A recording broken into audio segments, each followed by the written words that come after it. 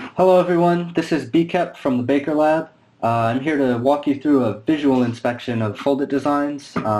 This is something that a lot of players have asked for. It's something that I've wanted to do for a while, to kind of show you what scientists see when they look at Foldit designs and to increase some understanding as far as what we're interested in and what we think is valuable, and also to share some things that we evaluate in protein designs that aren't captured well in Foldit.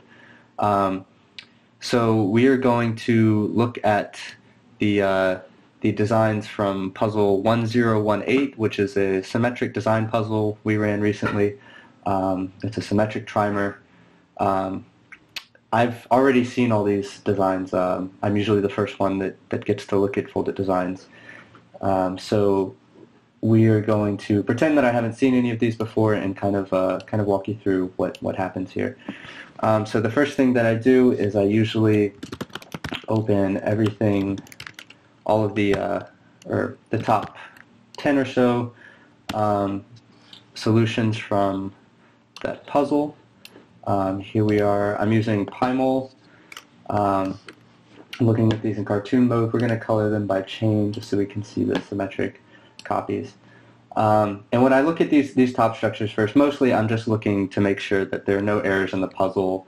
Are the filters working?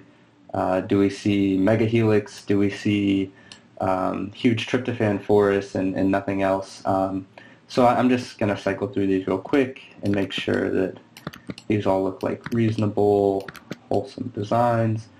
So this, for instance, this is something that I would not expect to pass the monomer core exists filter, so something we'd like to look at. Otherwise, looks pretty good. Top scoring structures look reasonable. So we'll get back to looking at those. Those will probably appear later, and we'll look at them more in depth. But then the next thing I do is I look at the share with scientists solutions. These are usually the most exciting for us. A lot of Foldit players come up with really cool things. Don't always score well, but these are the things that we're really interested in. So this is this is really cool. This is an intertwined kind of, I guess you could say there's a lot of domain swapping here between the three trimer monomer units. This is not something that we would ever expect to fold up. It doesn't have much of a core. A lot of it's unstructured, and this kind of thing is pretty unrealistic, but it's still very cool to see. There are proteins that have extensive domain swapping like this, usually with some extra beta strands pairing in between here, which I don't see a whole lot of. But anyway, this is something pretty cool. This is not so interesting. These are just extended chains. This is a cool design. This is something that we see come up a lot, is this cluster of helices in the middle and beta strands in the outside. This is one of our pet favorites, to be honest. This is something we really like to see work. There are some problems with doing this, especially in a trimer, in which you can only fit 3 helices in here. The radius of this outer beta barrel is going to be really small, and it's kind of tough, I think, to get that much curvature in these beta sheets. And we also see that these helices are kind of really sandwiched in close here. We see some glycides here. I'll color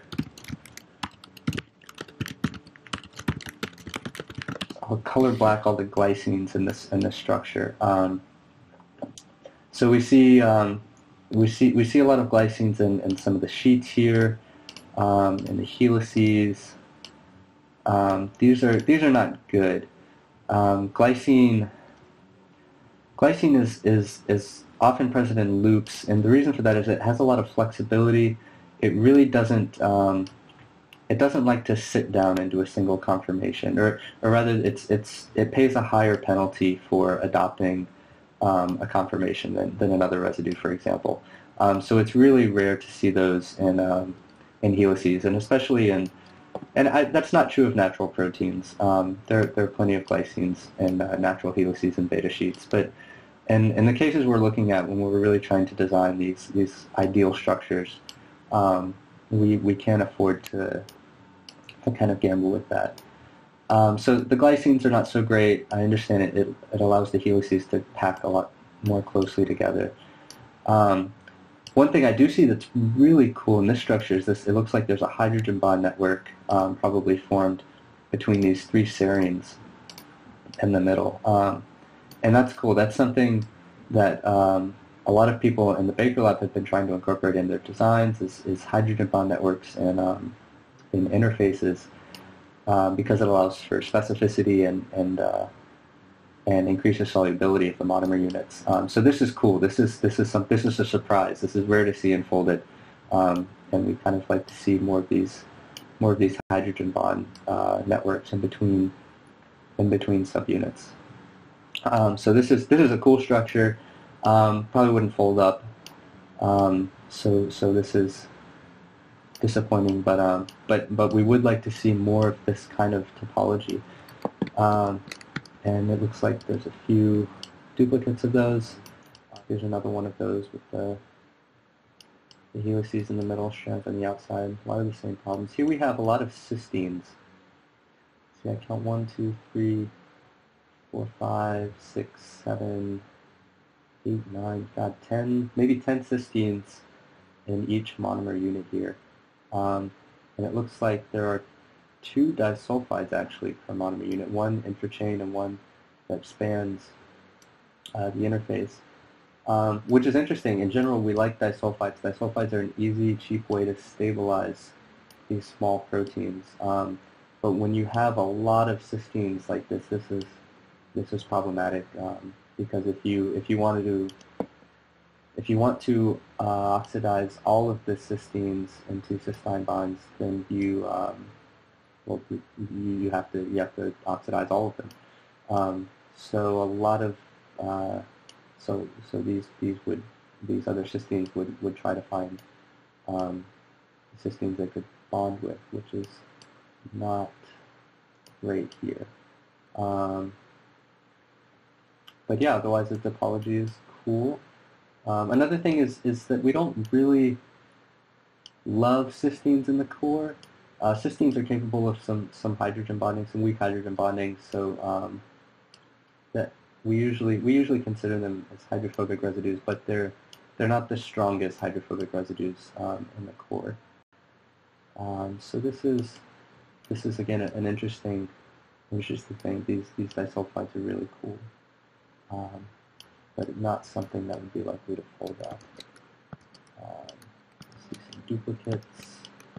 Similar stuff. So something similar looks like another hydrogen bond network in the middle. This is similar to what we saw before. Looks like a lot of the same stuff is here. Okay, so this is interesting.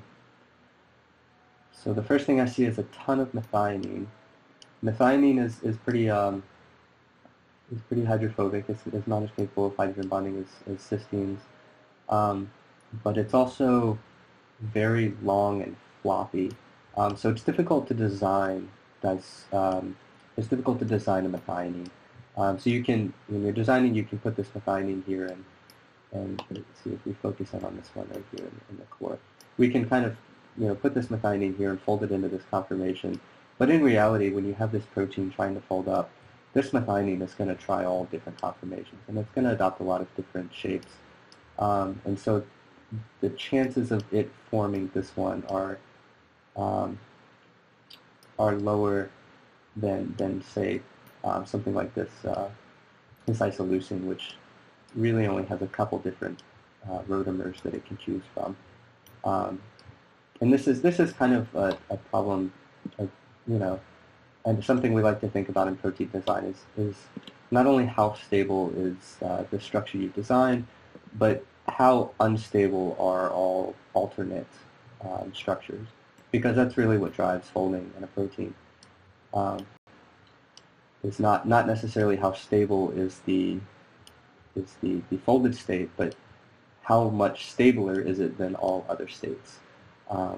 which is kind of might be difficult to wrap your head around sometimes. But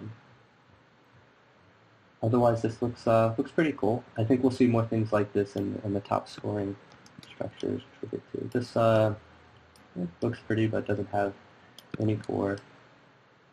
This is cool. We have beta strands on the outside with some interface in the middle. It doesn't look like it's packed too tightly. It looks like there's some holes in the middle.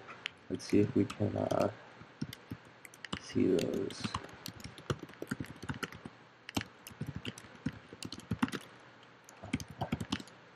Yeah. So here we see. So these are voids. These are these little spheres of voids in the structure. And as we know, voids are bad. We like these interfaces to be very well packed. There should be no empty space between them. So the interface between these structures is not great. But aside from that, it looks like these monomers would have a decent chance of folding up, it looks like. These sheets have a nice hydrophobic face and a hydrophilic face. Tyrosines on the end are okay. See, this one has a lot of hydrophobic surface area, so this monomer wouldn't be very soluble, probably. Give me a lot of trouble in the lab. But otherwise, this looks pretty cool. So I would say the interface just needs some work. Trying to get these monomer units packed closer together would be really cool. A few cysteines, we'd have to be careful with these salt form disulfides. We'd have to make sure everything happens in reducing conditions. But that's an interesting design. We might look more at that one. Here's something kind of similar. This looks a very similar topology to the previous one, but with these monomers rotate a little bit inwards, so the sheets are facing inward.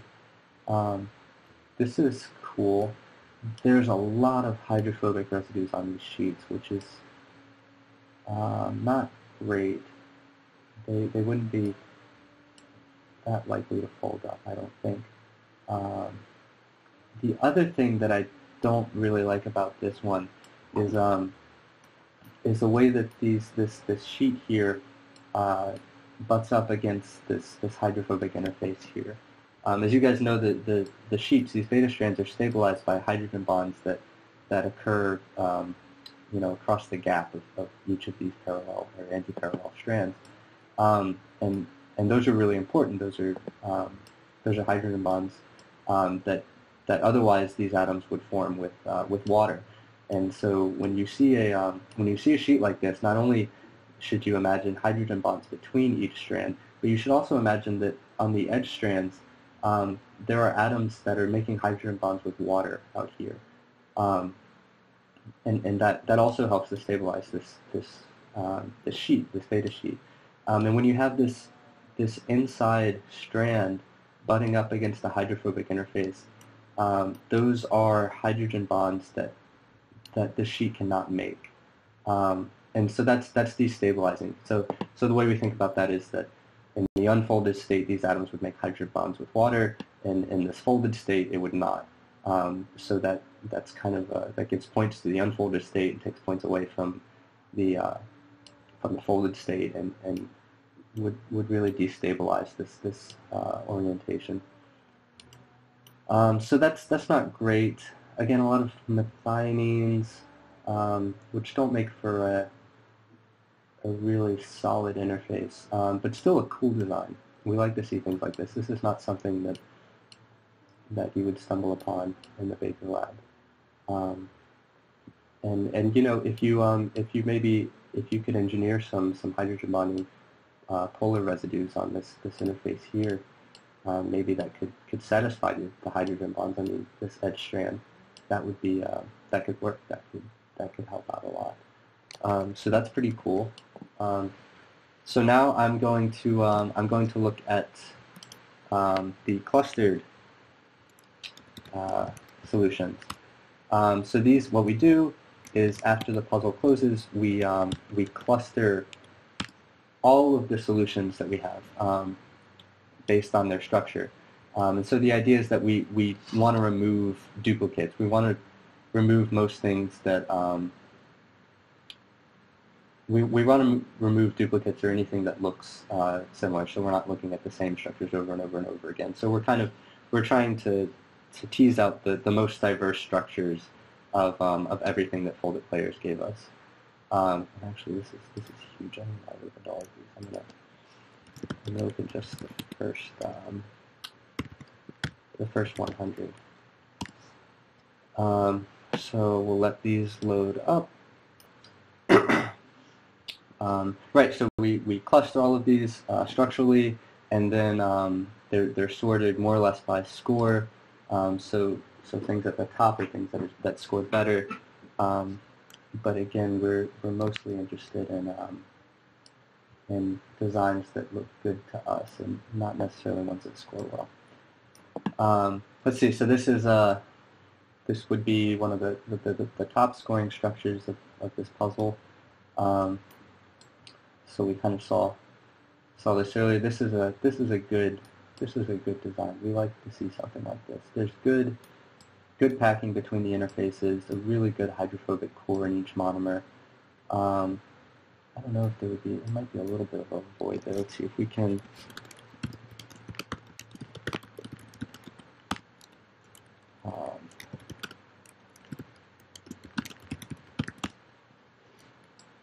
Yeah, so this is really tightly packed. These are little voids. They're not terrible here. Everything with the interface looks good. This big globule up here I think would be okay. I think water could get into all those places just fine. So it might need to be a little more polar in those regions. So residues like this that aren't making a lot of hydrophobic contact can maybe be more polar.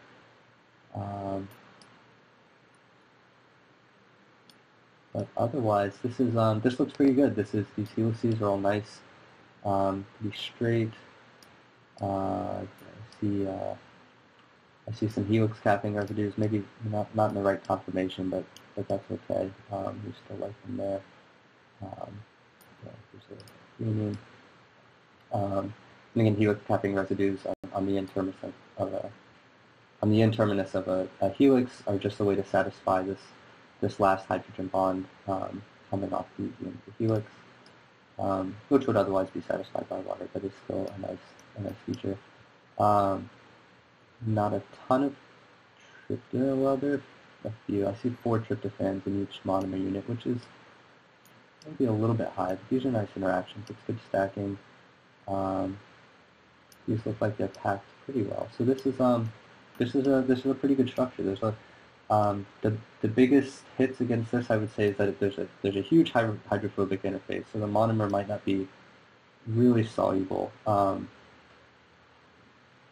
and also this is not necessarily something new. These are helical bundles that we've seen before, and while they're interesting, and we would pursue these because it would be really cool. It would be really significant to get a hit with anything out here. These helices are kind of they're not so interesting to us. They're I guess they're kind of easy and relatively easy, I should say. They're not easy to design, functional ones by any means. But we really like to see more exploratory designs. But this is a good solid design. We move on to the duplicate. This next one looks pretty similar. And by most measures, I'm not saying the designs are similar, but again, we have a well-packed core in the monomer, a decent interface. Again, a lot of hydrophobic residues on the surface of the monomer. Things like this, this leucine here. These guys are kind of solvent exposed. So that's not great. These could probably be mutated to a more polar residue, and that would improve solubility here, and probably even improve the specificity of this interaction. I mean, you can imagine that this whole thing could swing around to bury these residues at the interface instead of these.